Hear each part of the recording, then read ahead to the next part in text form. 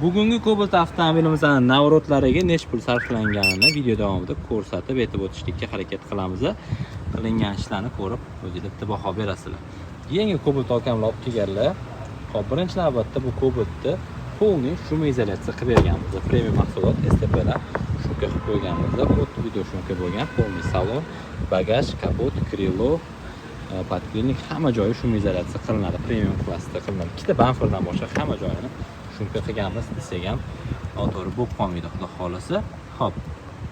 Bu Cobalt avtomobiliga navrotlariga Premierni 1,5 mingdan 1800 gacha pul sarflangan. Hop, endi qilingan ishlarni ko'rsatib beramiz. Multirul qilib berdi u. Kruz kontrollari aktiv bo'lgan, podsvetkasi birizoviy bo'lgan. Undan keyin multimediyalari ham TS monitoriga ulab ishlatib qo'yilgan. Ruldagi detallar aquaprint bo'lgan, chunki polniy salon matviy aquaprint qilib berganmiz. Hop. Matviy aquaprint bo'lgan polniy salon, eshigidagi detallari, kolonkaning setkasi, ruchkasi, reflektor, torpedkadagi detallari, monitor ramkasi, hop, bu yoqdagi eshik, rul hammasi matviy aquaprint bo'lgan polniy salon. Multirul qilib, rullarini kojinli qilib, mana chetlari perforatsiya qilib, tepalari chet perforatsiya, tepa pasti nappa bo'lgan, kruz kontrollangan. Hammasi bor. Undan keyin TS CC3 monitor o'rnatib berganmiz, polniy komplektatsiyasi bilan. Bagaj knopka, temperatura datchik bilan komplektda o'rnatilgan. TS ramkalarini ham matviy aquaprint qilib berganmiz. Tracker 2 barri eng full komplektatsiyasi Premier Plus o'rnatilgan. Orqasida yana bagajlarigacha bor.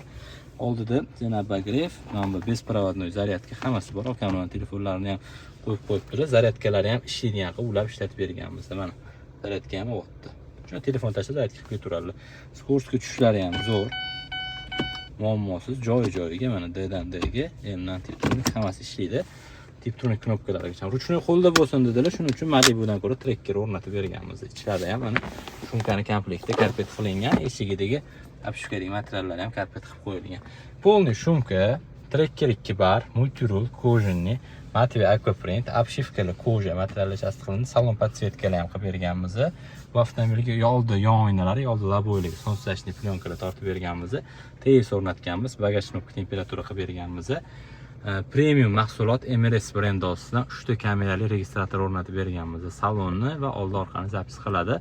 256 GB gacha fleshka poddershka qiladi. Eng yaxshi tomoni GPS bor, zapis qayerda bo'lganini bila oladi, tezlikni ham aniqlab bera oladi.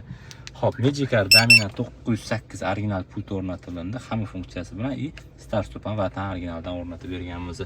Endi qolgan qilingan ishlari tashqarisida bo'lgan Malibu облицовка hamda faralari LED bo'lgan, hammasini ko'rsatib beramiz. Xullas, 1,5 dan 1800 gacha pul sarflandi bu navrotlarga.